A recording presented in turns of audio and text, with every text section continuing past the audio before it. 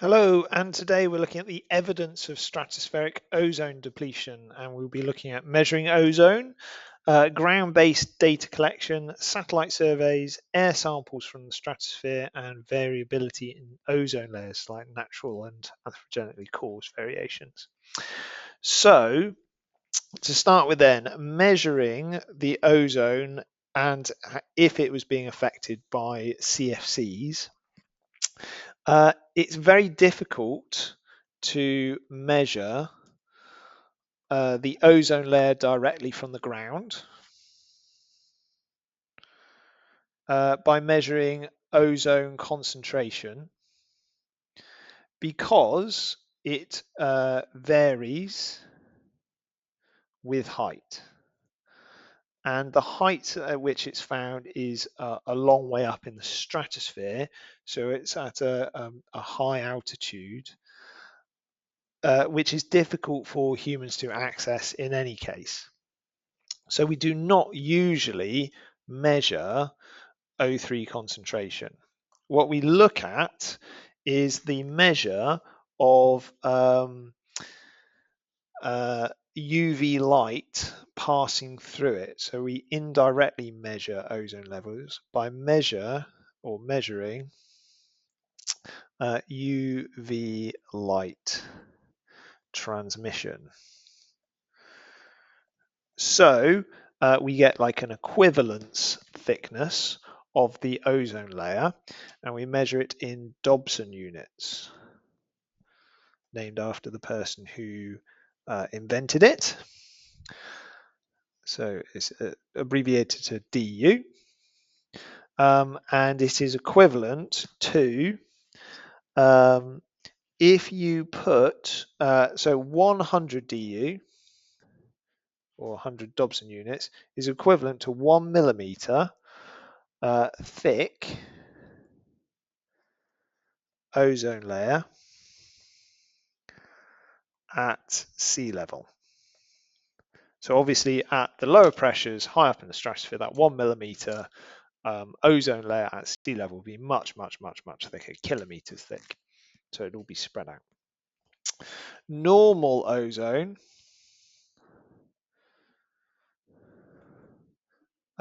is 300 Dobson units. So if we're going to have ozone depletion, it can either be written as mild or severe. And if it's mild or severe, that's fine. But if there's an ozone hole, this refers to a thickness of less than 220 Dobson units. So if it's less than 220 Dobson units, there's an ozone hole, and this is not found naturally. It's only found when there are ozone depleting substances.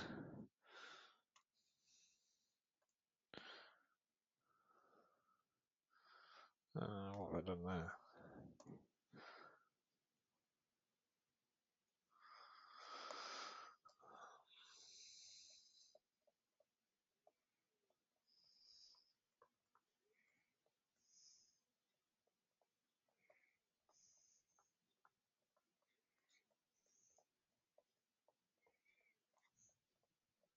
So that is ODSs, ozone depleting substances.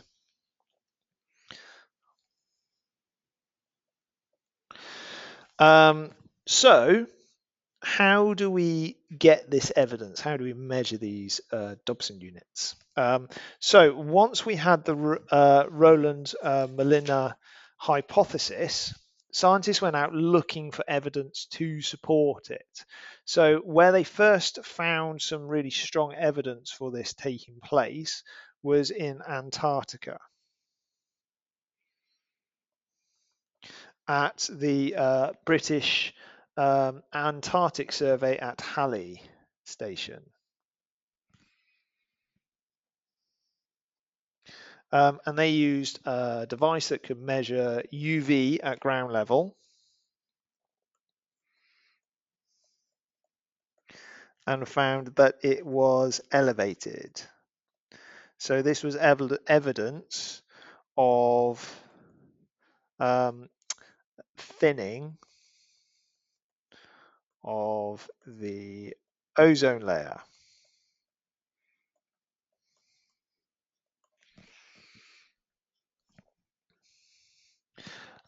Next, what they did was look at satellite data.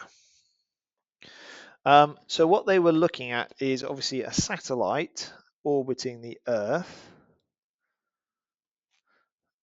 is looking down on the surface of the Earth through the atmosphere. So it cannot measure the amount of light that is passing through the atmosphere particularly well. But what it can do is measure the amount of light being reflected from it. So it can measure the amount of UV light being reflected.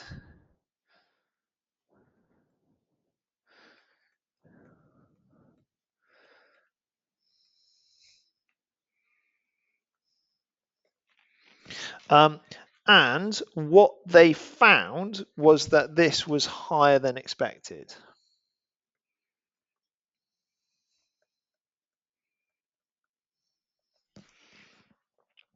Which means that there is less ozone than expected. So ozone layer has been depleted because more ozone is able to pass through in the first place, but then is also able to be reflected and pass through it a second time.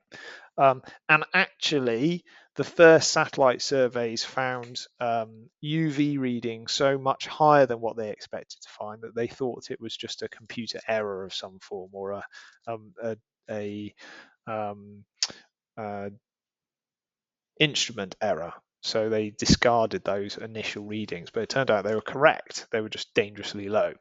So the air samples from the stratosphere, if we want to find evidence of CFCs in the atmosphere and directly measure the amount of ozone, so measure atmospheric composition,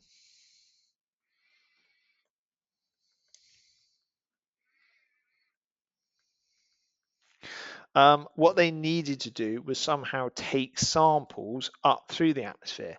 So there's two ways they can do this. They can do this using high-flying research aircraft.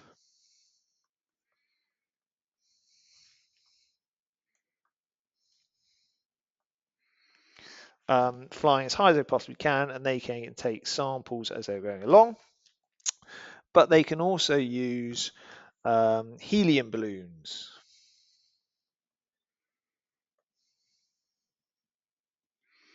And these are released at low level. And as they float up through the atmosphere, they take samples.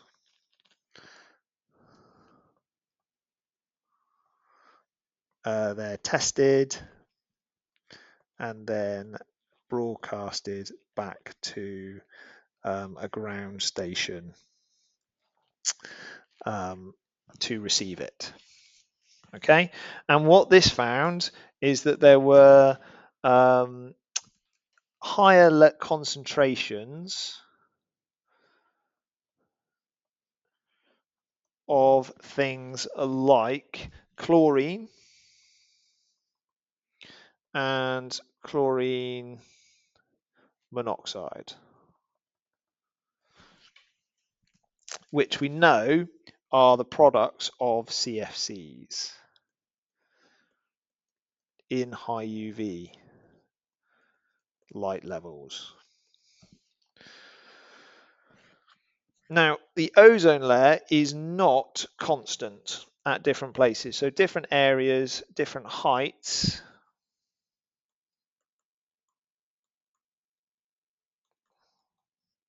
or altitudes and times of year, it will change. Okay, but depletion is most severe at 12 to 24 kilometers, because this is where all the UV light is found. And this means that there is lots of monatomic oxygen,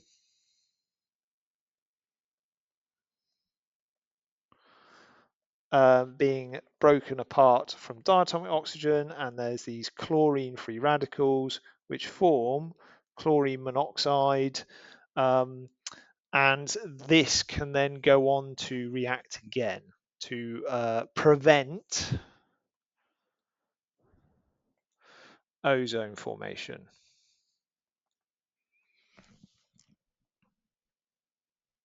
The worst depletion is over Antarctica,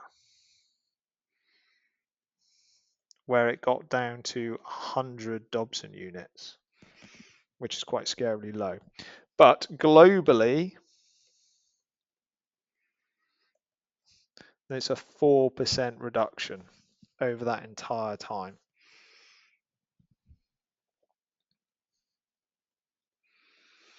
And Antarctica, this occurs at specific times of the year. So Antarctica is a good example of where different times of the year affect the thickness. And we'll talk about that in our next lesson. Okay.